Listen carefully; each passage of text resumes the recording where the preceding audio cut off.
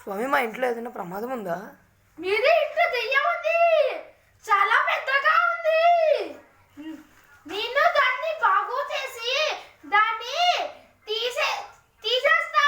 మీరు చేయగలరా? మీరు వేస్ట్ లాగా ఉన్నారు. చే నాది చిన్నదే కానీ దాంట్లో దమ్ముంది.